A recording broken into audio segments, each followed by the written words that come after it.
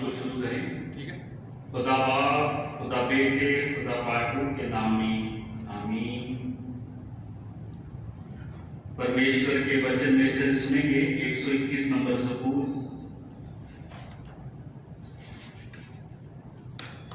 पहली आयत, मैं अपनी आंखें पर्वतों की ओर लगाऊंगा, मुझे सहायता कहाँ से मिलेगी?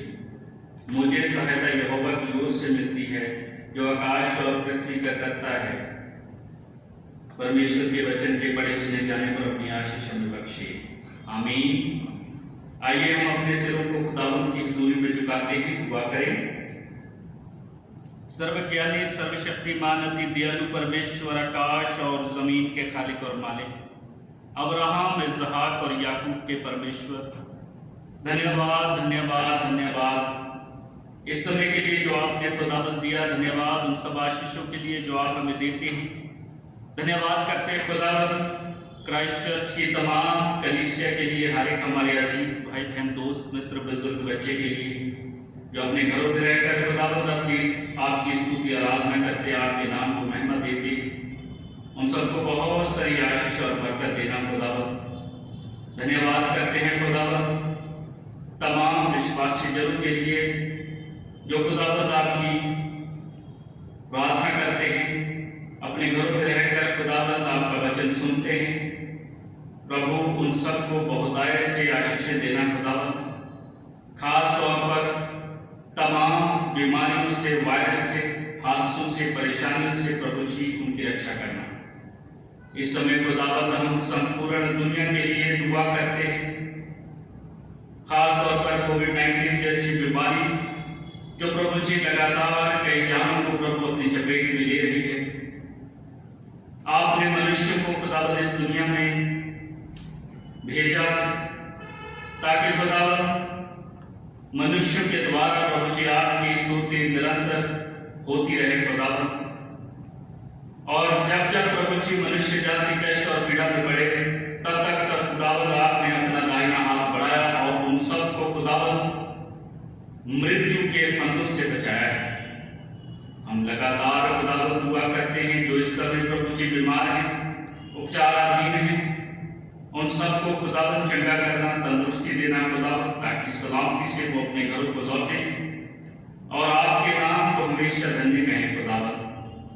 खास तौर पर प्रभु जी उन पीड़ित लोगों के लिए भी, पीड़ित परिवारों के लिए दुआ करते हैं जो केरला विमान हादसे में खुदावंद हमसे दूर चले गए। उनके परिवारजनों तक प्रभु जी आपकी शांति तसल्ली पहुंचे, क्योंकि खुदावंद आप अनुग्रहकारी हैं, आप अति करुणामयी हैं।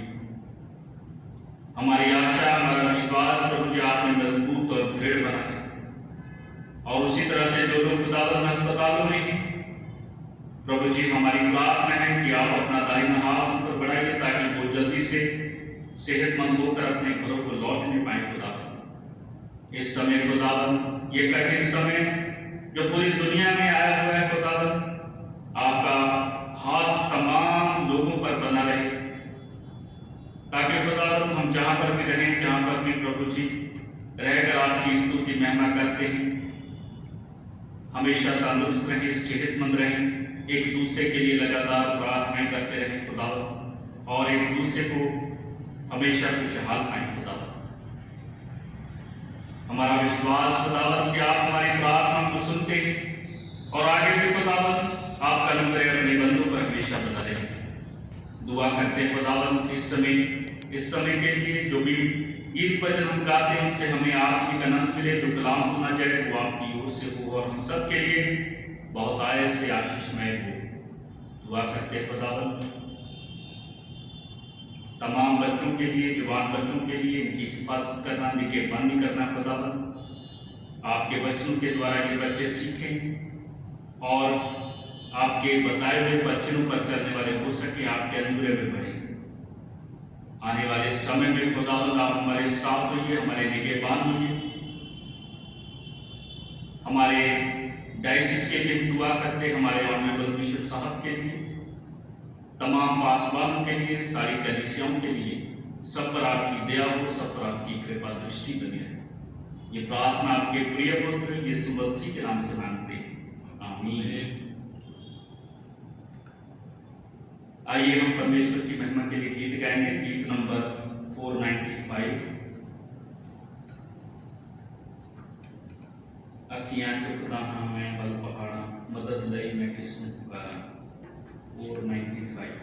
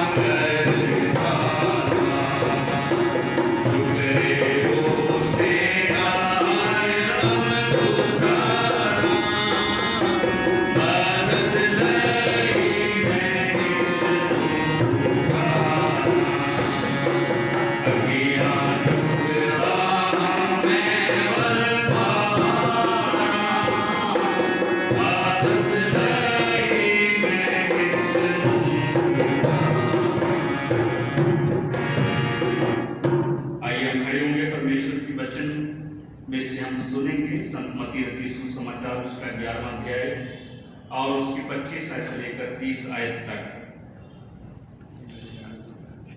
ऐ यीशु मसीह तेरा जलाल हो। खुदा की पवित्र इंजील में लिखा है, उसी समय यीशु ने कहा, हे पिता, स्वर्ग और पृथ्वी के प्रभु, मैं तेरा धन्यवाद करता हूँ कि तूने इन बातों को ज्ञानियों और समझदारों से छिपा रखा और बालकों पर प्रकट किया है। हाँ हे पिता, क्योंकि तुझे यही अच्छा लगा। मेरे पिता ने मुझे सब कुछ सौंपा है और कोई पुत्र को नहीं जानता केवल पिता, और कोई पिता को नहीं जानता केवल पुत्र, और वो जिस पर पुत्र उससे प्रकट करना चाहे। ये सब परिश्रम करने वालों और बोझ से दबे हुए लोगों, मेरे पास आओ, मैं तुम्हें विश्राम दूंगा। मेरा जुआ अपने ऊपर उठा लो और मुझसे सीखो, क्योंकि मैं नम्र और मन में दीन हूँ। और तुम अपने मन में विश्राम को पाओगे, क्योंकि मेरा जुआ सहज और मेरा बोझ हल्का है। खुदावंद की पवित्र इंजील के पढ़े सुने जाने पर अपनी आशीष हमें बख्शे, आमीन। दयालु अनुग्रहकारी खुदावंद, जो कलाम सुना गया पढ़ा के ऐसे समझने के लिए हमें मन, बुद्धि और प्रकाश दीजिए। यह वचन हमारे जीवनों में घर कर जाए खुदावंद, और सर्वदा फल लाता रहे। प्रभु यीशु मसीह के नाम से मांगते हैं, आमीन। बैठिए। परमेश्वर के जीवित वचन के पढ़ने से पहले, इसमें जाने से पहले मैं आप सबको मसीह के मधुर नाम में सलाम कहता हूँ। मुझे उम्मीद है कि आप सब लोग सुरक्षित हैं अपने घरों में। खुदा का अनुग्रह, खुदा का फजल हमारे संग है और हमेशा बना रहेगा। इसके लिए हम परमेश्वर को धन्यवाद देते हैं। परमेश्वर का वचन जो आज हमारे पास है, खुदावंद हमेशा अपनी दया, अपनी कृपा हम पर बनाए रखता है। वो हमारा रक्षक है, दाहिनी ओर हमारी आड़ है। और जितने लोग दुख और बोझ तले दबे हुए हैं, उन सबको वो आराम देता है। हम परमेश्वर को कई नामों से जानते हैं। परमेश्वर जो शांति दाता है, परमेश्वर जो अनुग्रहकारी है, परमेश्वर हमारे बोझ से, हमारी तकलीफों से हमें मुक्ति देता है। और जबूर लिखने वाला बहुत ही सुंदर शब्दों में जबूर में लिखता है, जबूर 121 में और उसकी 7 और 8 आयत में, जहां पर परमेश्वर हमारा रक्षक है उसके बारे में बताया गया है कि वो किस प्रकार से हमारी रक्षा करता है। यहोवा सारी विपत्ति से तेरी रक्षा करेगा, वो तेरे प्राणों की रक्षा करेगा। यहोवा तेरे आने जाने में तेरी रक्षा अब से लेकर सदा तक करता है। परमेश्वर हमारा रक्षक है, आज से नहीं, शुरू से, आदि से वो हमारी रक्षा करते आए।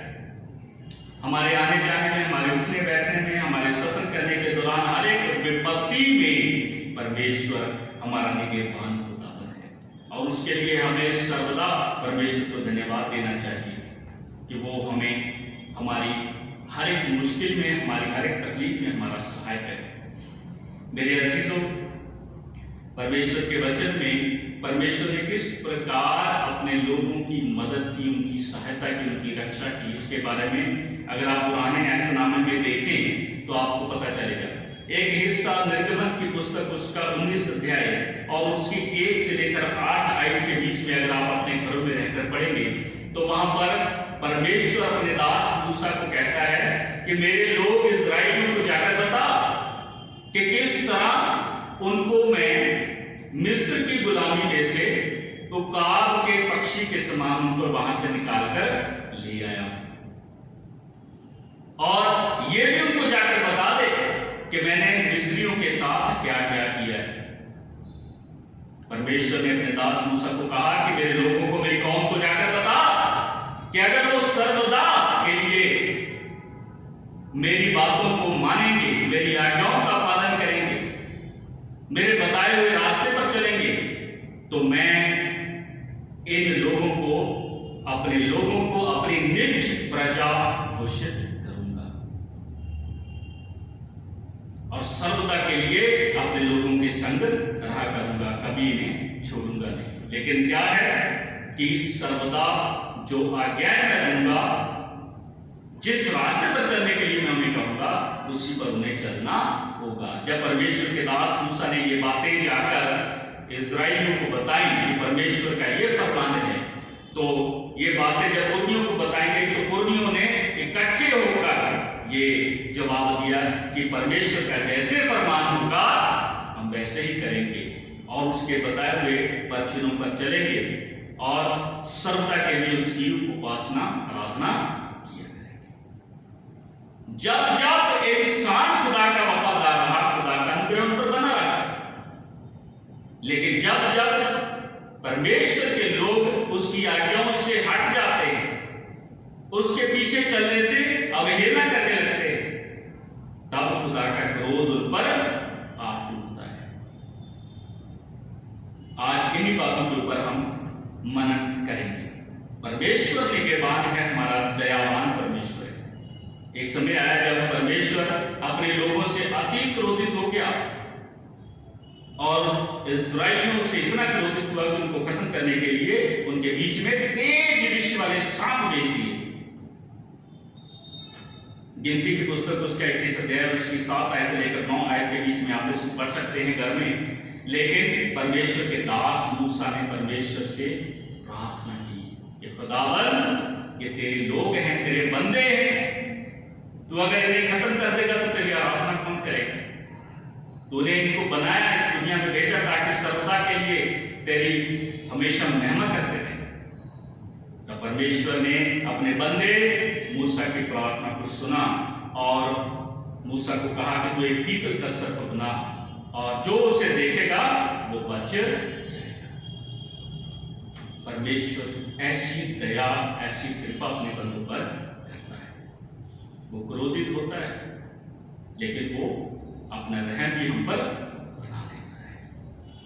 इसी तरह अगर हम नए नियम में देखें तो उसके इकलौते बेटे के द्वारा उसका अनुग्रह संपूर्ण मनुष्य जाति पर कैसे हुआ।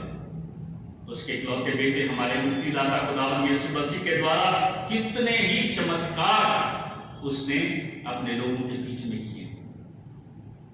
एक अंधा जो बहुत समय से अंधा था, अंधे बर्तिमाई को खुदावंद ने दृष्टि दान दे दिया। संत मरकुस की इंजील उसका 10 अध्याय 46 से 52 आयत में आप इसको पढ़ सकते हैं।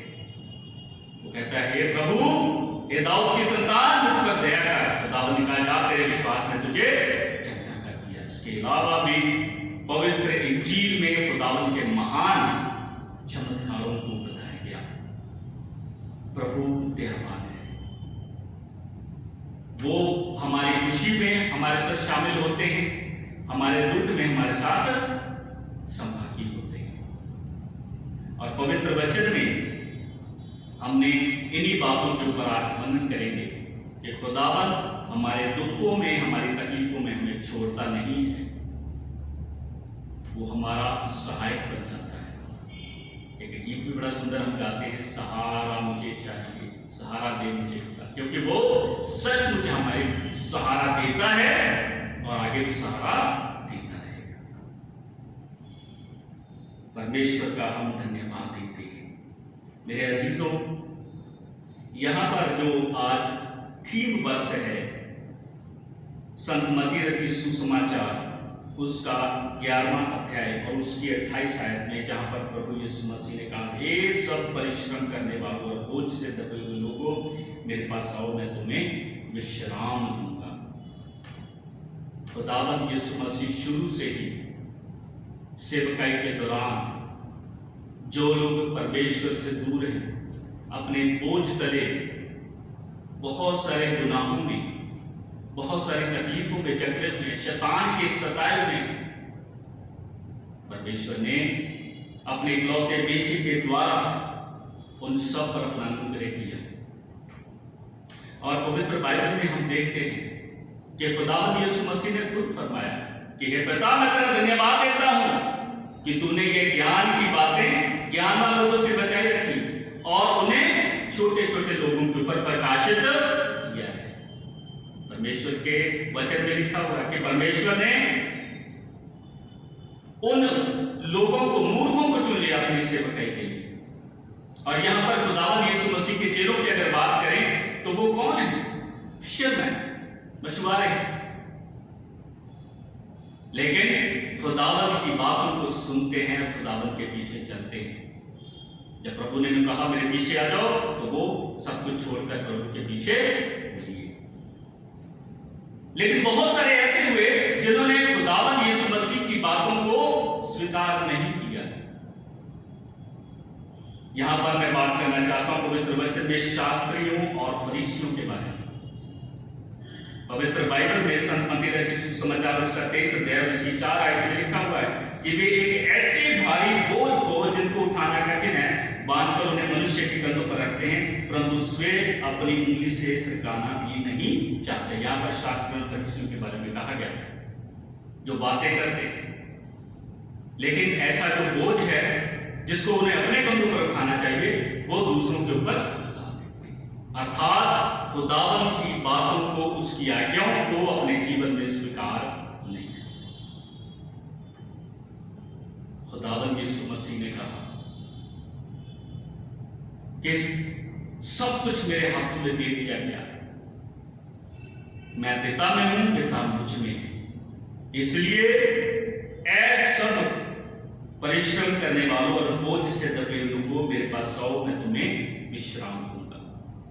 हर प्रकार का विश्राम, शांति, खुदावंद की बरकत प्रभु यीशु मसीह के हाथ में दी गई है, क्योंकि वो हमारा खुदावंद है, दयावान है। परमेश्वर ने अपने इकलौते बेटे के संदर्भ में गवाही दी है कि ये मेरा प्रिय पुत्र है, इसकी सुनो, और उसे इस दुनिया में भेजा हम सबको गुनाहों के दलदल से, हम सबको पापों से, हम सबको शैतान के चंगुल से बचाने के लिए। लेकिन उसके लिए क्या जरूरी है? सबसे पहली बात, परमेश्वर का वचन अपने जीवन में स्वीकार करना अति जरूरी है। संत मत्ती रचित सुसमाचार उसका 18वां अध्याय उसकी 2 और 3 आयत में अगर हम देखें तो वहां पर लिखा, उसने एक बालक को लिया और कहा, जब तक तुम ना फिरो, बालकों के समान ना फिरो, तुम स्वर्ग के राज्य में प्रवेश नहीं करने पाओगे। जब तक तुम अपने आप को बालकों की नाई ना फिराओ, तुम स्वर्ग के राज्य में प्रवेश नहीं करने पाओगे। इसलिए क्या बनने की जरूरत है? हमें एक बच्चे की तरह अपने आप को सर्व सिद्ध करने की जरूरत है। एक बालक की तरह अपने मन से हर एक बुराई को खत्म करने की जरूरत है और अंदर से पवित्र होने की जरूरत है। परमेश्वर के वचन को स्वीकार करने की जरूरत है। दूसरी तरफ अपने आप को खुदावंद के हाथों में देना। प्रभु के दास पौलुस ने भी फरमाया कि तुम परमेश्वर के हाथों में अपने आप को दे दो, अपने शरीर को जीवता जागता बलिदान करके उसको चढ़ा दो, यही तुम्हारी आत्मिक सेवा है। कैसे अपने आप को समर्पण करना है? आज जब खुदावंद हमें पुकार रहे हैं कि बोझ से दबे हुए लोगों मेरे पास आओ। कैसा बोझ है हमारे जीवन में? पिछले कितने महीनों से कितने ही लोग डिप्रेशन में चल रहे हैं, अपने घरों में बंद रहने के लिए मजबूर है और तरह तरह की बुरी लालसाओं में फंसते जा रहे हैं। यहां पर मेरे पास समय कम है, मैं ज्यादा डिटेल में नहीं जाना चाहता, पर हर प्रकार की बुराई इंसान पर हावी हो रही। लेकिन खुदावंद के पास वो ताकत है, वो बल है, वो दवाई है जो हमें हर प्रकार के डिप्रेशन से, हर प्रकार की बुरी लालसा से दूर कर सकती है। और वो है परमेश्वर का जीवित कलाम। खुदावंद ने हमें बुलाया है कि ऐसा परिश्रम करने वालों और बोझ से दबे लोगों मेरे पास आओ, मैं तुम्हें विश्राम दूंगा। क्योंकि बहुत सारे लोग विश्राम पाने के लिए अलग अलग तरह के रास्ते ढूंढते हैं। अभी गुजरे दिनों पहले पंजाब में पता चला था कि शराब की वजह से कितने लोग की डेथ हो गई, और पता नहीं कहां पर क्या क्या काम होते हैं। कितने लोग नशे ले रहे हैं, कितने लोग डिप्रेशन में चल रहे हैं, कितने बच्चे डिप्रेशन में, कितने लोगों का मैं शब्दों में अगर बताने को तो बहुत लंबी बात है। परंतु खुदावंद ने हमें कहा कि मेरे पास आओ, मैं तुम्हें विश्राम दूंगा। हमें क्या करने की जरूरत है मेरे अजीजों? मुझे अपने आप को, हमें अपने आप को पूर्णतया खुदावंद के हाथों में देने की जरूरत है। अगर हम हर प्रकार के डिप्रेशन से बचना चाहते हैं तो खुदावंद ही हमें इन सारे बोझों से मुक्ति दे सकता है। हमें प्रार्थना में, अपने व्यक्तिगत कार्य में, परमेश्वर की सेवा कार्य व दान में, अपने दिनचर्या में, अपने भविष्य के हर एक कार्य में, अपनी इच्छाओं में हमेशा परमेश्वर की मर्जी को ढूंढना है। जब हम उसके हाथों में सब कुछ दे देंगे और उस पर भरोसा रखेंगे, उसके कलाम को पहली जगह देंगे, तो परमेश्वर हर एक बोझ से, हर एक डिप्रेशन से, हर एक बीमारी से, हर एक दुख से, हर एक वायरस से हमें छुड़ा लेगा। क्योंकि उसका वायदा है कि ना तो दिन को धूप से, न रात को चांदनी से तेरी हानि होगी। कब तब हानि नहीं होगी जब हम उसकी वचनों पर चलेंगे। प्रभु यीशु मसीह ने अपने शिष्यों की जिम्मेदारी थी, सतमती रचित सुसमाचार उसका 28 बाब 19 और 20 आयत में, कि तुम जाओ जाति जाति लोगों को चेला बनाओ और उन्हें जो बातें मैंने तुम्हें मानना सिखाई उन्हें मानना सिखाओ। समय का मैं इसलिए मैं आखिरी आयत बोलता हूँ। यिर्मयाह नबी की पुस्तक उसका 6 बाब उसकी 16वीं आयत में लिखा है, यहोवा यूं कहता है, सड़कों पर खड़े होकर देखो और पूछो कि प्राचीन काल का अच्छा मार्ग कौन सा है, उसमें चलो और तुम अपने अपने मन में चैन पाओगे। जैसे हमारे पूर्वजों ने, जैसे पवित्र बाइबल में हमने पढ़ा है, निर्गमन 19:1-8 में हमारे पूर्वजों ने खुदा से क्या वायदा किया कि हम परमेश्वर की आज्ञाओं को मानेंगे और जिंदगी के आखिरी दम तक उसकी आराधना करते रहेंगे। आज हमें परमेश्वर की पवित्र मर्जी को अपने जीवन में स्वीकार करना है और खुदावन की आराधना, उससे प्रार्थना में लगे रहना है।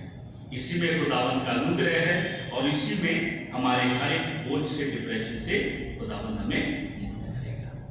एक बार फिर से परमेश्वर के मधुर नाम में मैं आप सबको सलाम कहता हूँ। खुदावन आप सबके साथ हो। आइए हम प्रभु की प्रार्थना करेंगे। आए हमारे बाप, तू जो आसमान पर है, तेरा नाम पाक माना जाए, तेरी बादशाहत आए, तेरी मर्जी जिस तरह आसमान पर पूरी होती है जमीन पर भी। हमारे रोज की रोटी आज हमें बख्श दे, जिस तरह से हम अपने कसूरवार को माफ करते हैं उसी तरह हमारे कसूरों में माफ कर, हमें आजमाइश में न दे बल्कि बुराई से बचा, बादशाह कुदरत पर चला बेशक है। आमीन। अब हमारे खुदावंद यीशु मसीह का फजल, खुदा बाप की मोहब्बत और पवित्र आत्मा की हिफाजत और शराकत अब से लेकर हमेशा तक हम सबके साथ होती रहे। आमीन। अनाउंसमेंट है, बहुत सारे हमारे अजीज भाई बहन अपने प्लेजेस के बारे में हमसे पूछते हैं। उसके लिए मैं आपको बताना चाहता हूँ कि सैटरडे को हमारे खजांची साउंड चैनल शाम के समय यहाँ पर उपलब्ध होते हैं। तो जो लोग अपना प्लेज जमा करवाना चाहते हैं वो सैटरडे को एक ही बंदा, एक परिवार का सिर्फ एक ही सदस्य आकर अपना प्लेज जो है वो जमा